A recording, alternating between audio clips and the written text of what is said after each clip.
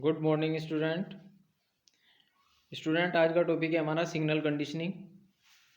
बच्चों signal conditioning क्या होता है हमारा सिग्नल कंडीशनिंग किसी मापन के लिए प्रयुक्त होने वाले ट्रांसड्यूसर का आउटपुट प्राय इतना कम होता है कि वह रिकॉर्डर या इंडिकेटर को परिचालित या ऑपरेट नहीं कर पाता।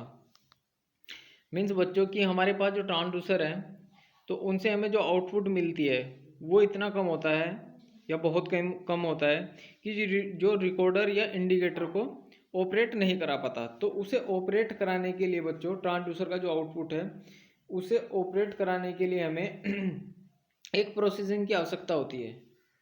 एक प्रोसेसिंग क्या होता है, उस प्रोसेसिंग को ही हम लोग उस प्रोसेसिंग के माध्यम से हम लोग रिकॉर्डर या इंडिकेटर को परिचालित करके उसके जो मैग्नीट्यूड होता है उसको व्यक्त कर सकते हैं।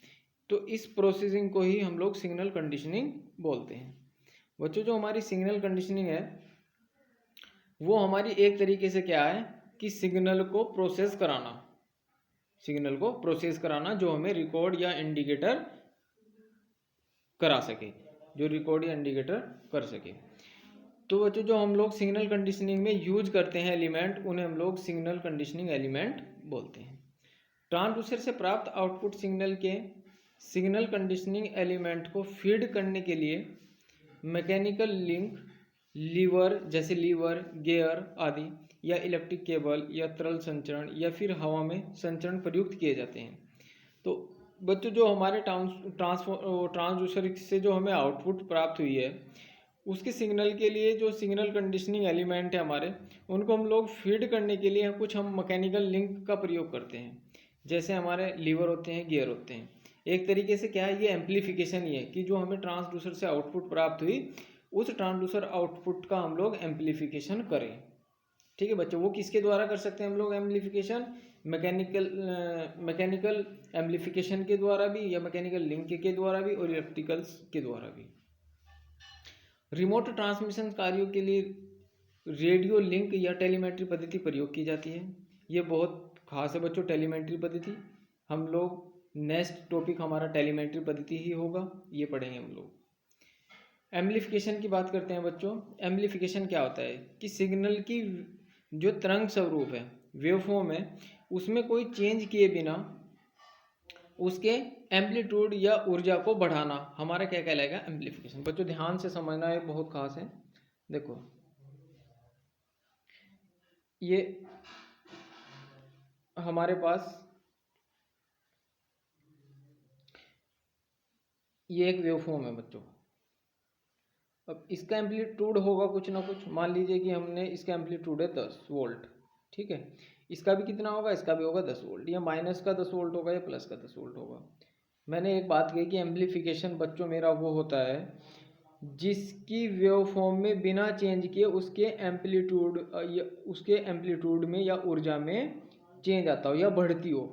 ठीक है, तो एग्जाम्पल देखो हमारा ये हमारी वैल्यू है केवल 10 वोल्ट। वेवफॉर्म हमारी सेम रहेगी इसकी भी, जैसी ये वेवफॉर्म थी सेम ऐसी। ठीक है बच्चों, लेकिन अब इस बार इसका एम्पलीट्यूड बढ़ना है। तो एम्पलीट्यूड बढ़ना है, दोबारा देखना यहीं पर।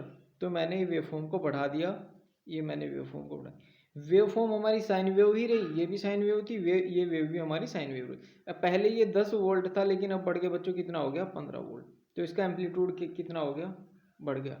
तो 5 एम्पलीट्यूड हमारा बढ़ गया, पहले 10 था अब कितना हो गया 15 हो गया। क्लियर है बच्चों, ये हमारा क्या कहलाएगा एम्पलीफिकेशन। नेक्स्ट देखते हैं बच्चों एटीन्यूएशन। जो सिग्नल की वेवफॉर्म को एम्पलीट्यूड मतलब जो एम्पलीट्यूड होता है उसके आयाम को घटा दे वो मेरा क्या कहलाता है एटीन्यूएशन। इसका मतलब क्या है बच्चों, एम्पलीफिकेशन का उल्टा होता है एटीन्यूएशन। ध्यान दो, ये देखो हमारे पास ये डायग्राम है। पहले क्या था बच्चों, हमारी वेवफॉर्म थी ये। ठीक है, मैंने कहा कि 10 लिया था हमने, ये भी 10 लिया था। अब क्या है, हमने इसके जो एम्पलीट्यूड है उसे घटा दिया। एम्पलीट्यूड घटाने का मतलब वेवफॉर्म बच्चों हमारी यही थी पहले भी 10। ठीक है, लेकिन जब एम्पलीट्यूड घटाया तो वेवफॉर्म सेम रही हमारी, लेकिन एम्पलीट्यूड यहाँ से घट के यहाँ आ गया। ठीक है बच्चों, ये घट गया। अब इसका मतलब ये एम्पलीट्यूड मेरा 8, ऐसे ही बोल दिया बच्चों मैंने 8। ये मेरा क्या हो गया 8 वोल्ट या 8 वोल्ट। ठीक बच्चों, पहले कितना था, पहले 10 था, अब घट गया, तो ये बच्चों मेरा क्या कहलाएगा, एटीन्यूएशन। वेव फॉर्म जो रहेगी वो सेम रहेगी, वेव फॉर्म में चेंज नहीं होगा, केवल एम्पलीट्यूड में चेंज होगा। ट्रांसड्यूसर आउटपुट सिग्नल का एम्पलीफिकेशन करके उसे इंडिकेटर या रिकॉर्डर को प्रचालित कर सकने के योग्य बनाया जाता है। क्लियर है बच्चों। एम्पलीफिकेशन हमारे एलिमेंट कौन कौन से होते हैं, मैंने बताया मैकेनिकल एम्पलीफाइंग एलिमेंट होते हैं, हाइड्रोलिक एम्पलीफाइंग एलिमेंट होते हैं, इलेक्ट्रिकल एम्पलीफाइंग एलिमेंट होते हैं। क्लियर है। इनके द्वारा बच्चों हम लोग ये मैकेनिकल या इलेक्ट्रिकल या हाइड्रोलिक हैं, इनसे हम लोग सिग्नल का एम्पलीफिकेशन करते हैं, सिग्नल को बढ़ाते हैं उनके एम्पलीट्यूड को। सिग्नल फिल्ट्रेशन क्या होता है बच्चों, सिग्नल में से जो अनवांटेड नॉइज होती है उन अनवांटेड नॉइज को हटा के सिग्नल को हम लोग प्योर बनाना ही हमारा सिग्नल फिल्ट्रेशन कहलाता है। इसमें भी देखो बच्चों, ये जो हमारा सिग्नल फिल्ट्रेशन होता है, देखो हमारी मान लीजिए कि हमारी कोई वेव फॉर्म थी, वो इस तरीके से थी, ये साइनसोइडल में ही है बच्चों, थोड़ा सा ये चेंज हो गया, ये साइनसोइडल में ही। तो ये क्या है, मेरा सिग्नल जो हमारा अनवांटेड सिग्नल था, मतलब मुझे चाहिए नहीं है ये सिग्नल, तो हमें वेव फॉर्म बच्चों चाहिए कैसी, एक साइनसोइडल, मतलब इसमें बहुत हल्का सा, जिसमें बहुत हल्का सा वेरिएशन हो, मतलब ये सिग्नल हमारा वेरी कर रहा था, इसकी वेव फॉर्म वेरी कर रही थी, लेकिन इसकी वेव फॉर्म वेरी नहीं कर रही थी, तो ये बच्चों मेरा क्या कहलाएगा, सिग्नल फिल्ट्रेशन। इसमें हमारी बाधित थी, इसमें हमारा बाधा नहीं है। क्लियर है बच्चों।